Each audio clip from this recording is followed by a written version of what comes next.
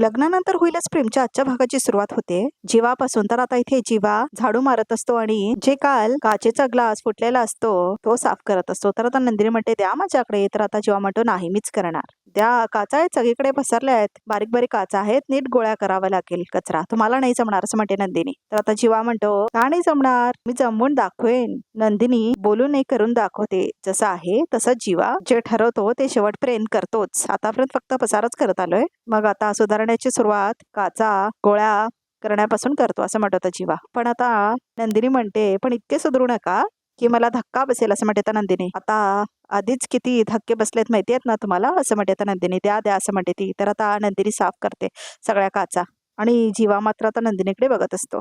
तर आता जीवा आणि नंदिनी किचन मध्ये येतात. तर आता जीवा काचा टाकत असतो डस्टबिन मध्ये. तर आता टाकताना त्याला काहीतरी दिसतं.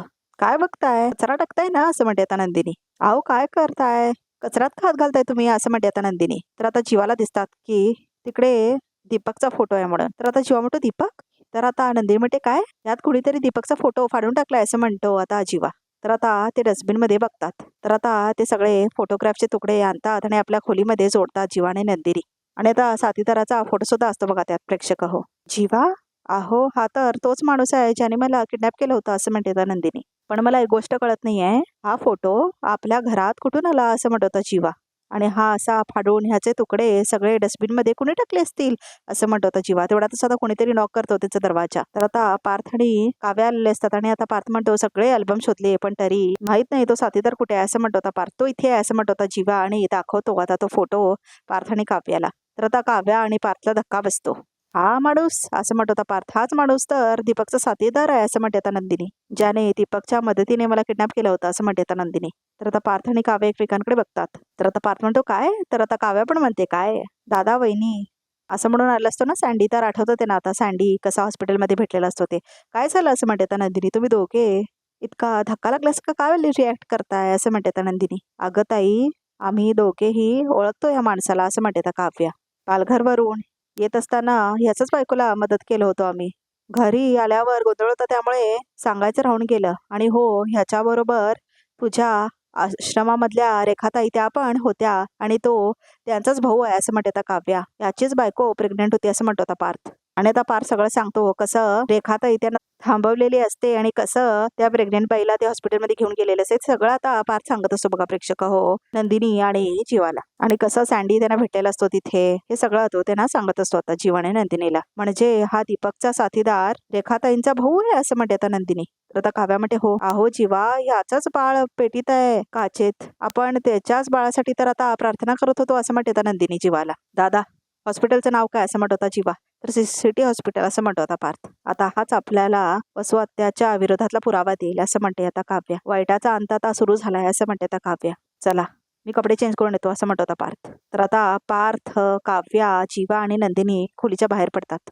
हो हो आपल्या सँडीचंच बाळ आहे असं म्हणते आता रेखाताई, त्याच्याच बाळाला हवंय. AB निगेटिव्ह ब्लड ग्रुप आहे, जेवढे ग्रुप्स आहेत सगळीकडे टाका असं म्हणते आता रेखाताई. आणि काही वाटलं ना तर पर्सनली कॉन्टॅक्ट करा. हे बघा शक्य तितक्या लवकरात लवकर रक्त हवंय बाळाला असं म्हणते आता रेखाताई. हे बघा खरंच खूप क्रिटिकल कंडिशन आहे हो, तुम्ही काही करून रक्त अरेंज करा. आणि रक्त नाही मिळालं ना तर माझं बाळ नाही वाचणार हो असं म्हणत होता सँडी. काय ताई कुठूनच काहीच होत नाही आहे का असं म्हणतो होता सँडी. सगळं माझ्याच बाळाच्या बाबतीत का होतंय असं म्हणतो होता सँडी. एनमीन 2-3 दिवसाचं लेकरू आहे असं म्हणत होता सँडी. तेवढ्यातच आता जीवा पार्थ नंदिनी आणि काव्या येतात. नंदिनी असं म्हणते आता रेखाताई आणि मिठी मारते आता नंदिनीला. नंदिनी बरं झालं तू आली सारखं, आमच्यावर खूप मोठं संकट आलंय असं म्हणते आता रेखाताई. हा सँडी माझा भाऊ, ह्याचं बाळ खूप क्रिटिकल कंडिशन मध्ये आहे. अगं सँडी मी तुला बोलले होते ना ही नंदिनी आमच्या आनंद निवास मधली असं म्हणते आता रेखाताई. सँडीला नंदिनीची ओळख करून द्यायची काही गरज नाही असं म्हणत होता जीवा, कारण हा नंदिनीला चांगलाच ओळखतो असं म्हणत होता जीवा. चांगला ओळखतो असं म्हणते आता रेखा. असं कसं होईल असं म्हणते ती. सँडी तर आनंद निवास मध्ये कधीच आला नाही. नाही नाही असं म्हणत होता जीवा. ह्याची नंदिनीशी इतकी ओळख नाही, वेगळीच ओळख आहे म्हणजे असं म्हणते आता रेखा. मला काही कळलं नाही. तर आता जीवा म्हणतो कळेल तुम्हाला. तर आता नंदिनी म्हणते सँडी आता तू बोलणार आहेस की मी सांगू असं म्हणते आता नंदिनी. अहो पण मी काय केलंय असं म्हणत होता सँडी. म्हणजे तुला अजूनही कबूल करायचं नाही असं म्हणते आता नंदिनी. ठीक आहे असं म्हणते आता नंदिनी, मग मी स्वतः सांगते. नंदिनी असं म्हणते आता रेखाताई. काय सांगावं लागेल, कशाबद्दल बोलताय तुम्ही असं म्हणते आता रेखाताई. रेखाताई असं म्हणते आता नंदिनी. माझ्या लग्नातून मला किडनॅप करणारा फक्त दीपकच नव्हता, त्याचा साथीदार तुमचा हा भाऊ सँडीच सुद्धा होता असं म्हणते आता नंदिनी. काय असं म्हणते आता रेखा.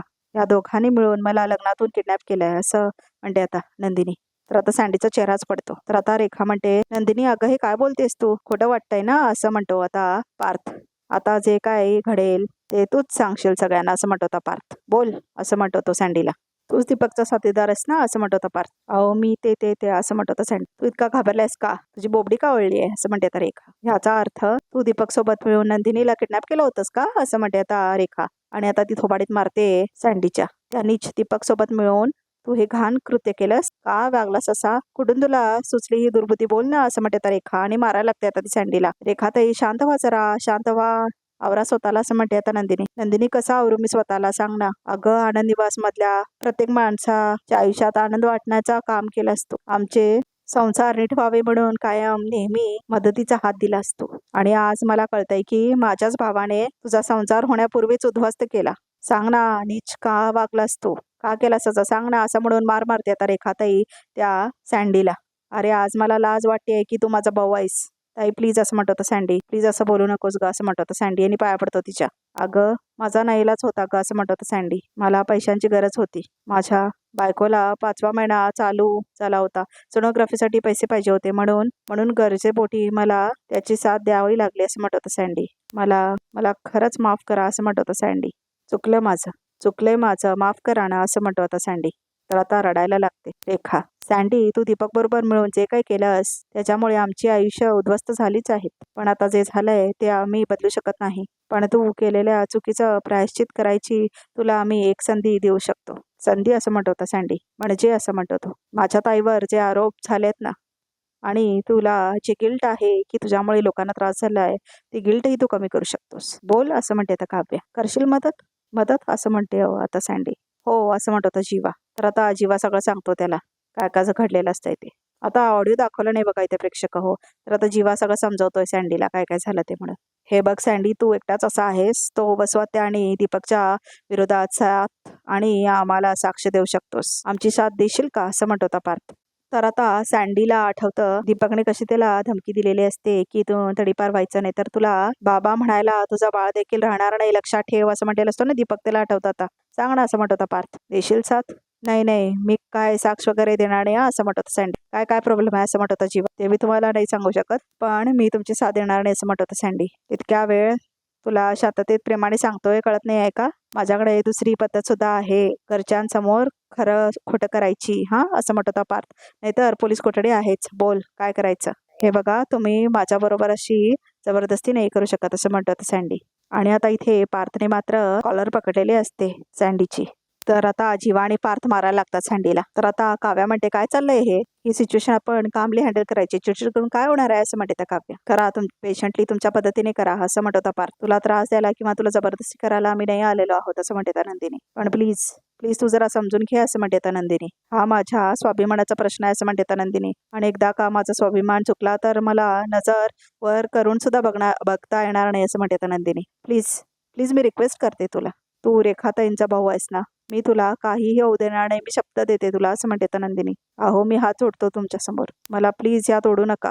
मी आधीच खूप टेन्शनमध्ये आहे. माझं बाळ पेटीत आहे, त्याचा जीवाला धोका आहे. हे बघा मला कशात अडकायचं नाही आहे प्लीज. तेवढ्यातच डॉक्टर त्याने म्हणते बघा बाळाची तब्येत खूप बिघडली आहे, ब्लड अजूनही मिळालेलं नाही आहे. सॉरी पण कधी काय होईल सांगू शकत नाही असं म्हणते डॉक्टर. डॉक्टर असं म्हणते तर रेखा. असं नका हो बोलू प्लीज. बाळाला वाचवण्याचा प्रयत्न करणं तुम्ही थांबू नका. डॉक्टर मी तुमच्या पाया पडतो, पण प्लीज प्लीज माझ्या बाळाला वाचवा असं म्हणत होतं सँडी. मी वाटेल ते करायला तयार आहे रक्त आणण्यासाठी, पण प्लीज मला थोडा वेळ द्या असं म्हणतो आता सँडी. प्लीज कंट्रोल योरसेल्फ असं म्हणते आता डॉक्टर. मी डॉक्टर आहे, देव नाही आहे असं म्हणते आता डॉक्टर. आम्ही सगळे प्रयत्न केलेत पण AB निगेटिव्ह रक्तगट कुठेच मिळत नाही असं म्हणते आता डॉक्टर. हा ब्लड ग्रुप खूप रेअर आहे असं म्हणते आता डॉक्टर. त्यामुळे बाळ वाचेल असं म्हणते आता नंदिनी. बाळाला काही होणार नाही असं म्हणते आता नंदिनी. तुम्हाला बाळासाठी AB निगेटिव्ह ब्लड ग्रुप हवंय ना, माझा ब्लड ग्रुप पण AB निगेटिव्हच आहे. मी रक्त देईन तुमच्या बाळाला असं म्हणते आता नंदिनी. गुड, चला असं म्हणते आता डॉक्टर. तर आता जीवा म्हणतो, नंदिनी काय करतेस तू? ज्या माणसाने तुझी मदत करायला स्पष्टपणे नकार दिलाय त्याचीच मदत करतेस असं म्हणतो जीवा. हो असं म्हणते तर नंदिनी, कारण माझ्यातला माणूस म्हणून अजूनही जिवंत आहे जीवा असं म्हणते तर नंदिनी. मदतीचे हात बघत नाहीत की ते कुणाला मदत करतायत असं म्हणते तर नंदिनी.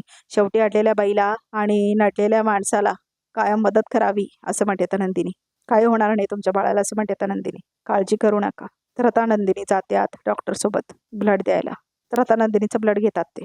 बघितलं सँडी, तू जिचं आयुष्य उद्ध्वस्त केलंय तीच आज तुझ्या बाळाला वाचवायला पुढे आली आहे असं म्हणते तर रेखाताई त्या सँडीला. अरे आता तरी त्यांना मदत कर असं म्हणते तर रेखाताई. अगं पण असं म्हणत होतं सँडी, पण काय?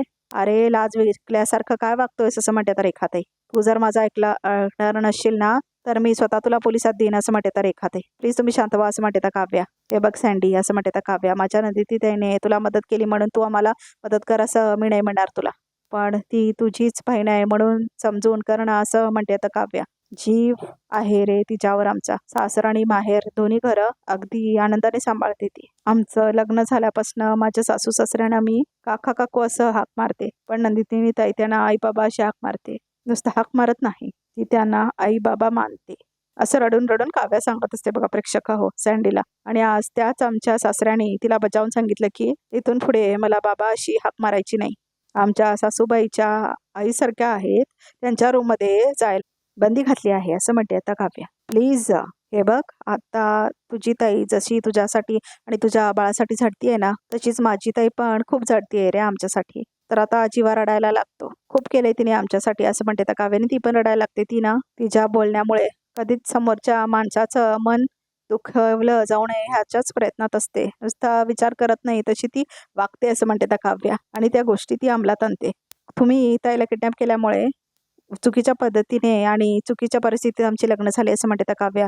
आम्ही लग्न करून देशमुखाच्या घरात गेल्यापासून मी खूप वेळा देशमुखांच्या घरातलं वातावरण बिघडवलं आणि ते बिघडलेलं वातावरण नंदिनीताईने सावरलं असं म्हणते त्या काव्या. तिला सुद्धा खूप त्रास झाला या सगळ्याचा. बोलून नाही दाखवलं तिनं कधीच. आतल्या आत रडत राहिली, कुटत राहिली, सगळं आतल्या आत दाबून ठेवलं होतं तिने. पण एकदानी तिच्या ओठातून तक्रारीचा सूर आला नाही, कधीच नाही असं म्हणते त्या काव्या. अशीच गुणी आणि खूप चांगली आहे माझी ताई असं म्हणते त्या काव्या. अशा चांगल्या माणसांसोबत चांगलंच घडावं असं जरा पण वाटत नाही का तुला सँडी असं म्हणते त्या काव्या. दीपकच्या सांगण्यावरनं तुला नंदिनी ताईला किडनॅप करायला लागलं, तू दीपकला मदत केलीस तेव्हा तुझा नाईलाज होता, ऐकलं आम्ही सगळं. पण आता तीच गोष्ट, ती तुझी चूक रिपेअर करायची एक संधी देतोय ना मी तुला असं म्हणते आता काव्या. तू आम्हाला मदत केल्याने तिचा सगळा खोटेपणा खरेपणात बदलेल सँडी असं म्हणते आता काव्या. ताईला खरंच सिद्ध करण्यासाठी आम्हाला तुझ्या मदतीची गरज आहे रे सँडी. प्लीज प्लीज मी माझ्या ताईसाठी हात जोडते तुझ्यासमोर असं म्हणते काव्याने. हात जोडते आता ती सँडी समोर. प्लीज आम्हाला मदत कर असं म्हणते आता काव्या. माझ्या ताईला खोटं पडू देऊ नकोस रे सँडी असं म्हणून काव्या खूप रडते. तर आता नंदिनीचं रक्त घेत असतात डॉक्टर लोक. तर आता पार्थ म्हणतो काव्याला, प्लीज रडू नका, शांत व्हा शांत व्हा. तर आता जीवा सँडीकडे येतो. तू नंदिनीला किडनॅप केलंस आणि मी तिला वाचवलं लग्न मंडपातनं, पण तिचं लग्न ठरलं तसं नाही झालं. उलट जे नव्हतं ठरलं तेच घडलं. माझ्याशी लग्न झालं तिचं असं म्हणत होता जीवा. लग्नानंतर आम्ही सगळे आमचं आयुष्य उद्ध्वस्त झालं म्हणून जगावर राग काढला आम्ही. आणि तिने नंदिनीने हेच माझं आता जग आहे असं म्हणत सगळं स्वीकारलं असं म्हणत होता जीवा. हातावर मिळालेल्या प्रसादासारखा गोड मानून घेतलं तिने आतापर्यंत. सगळ्यांचं चांगलं आणि चांगलंच केलंय फक्त असं म्हणत होता जीवा. या वाईट जगातही अजूनही तिचा चांगुलपणावर विश्वास आहे आणि म्हणूनच त्या दीपकवर विश्वास ठेवून त्याला घरी घेऊन आली होती ती असं म्हणत होता जीवा. आणि स्वतः चक्रव्यूहात अडकली.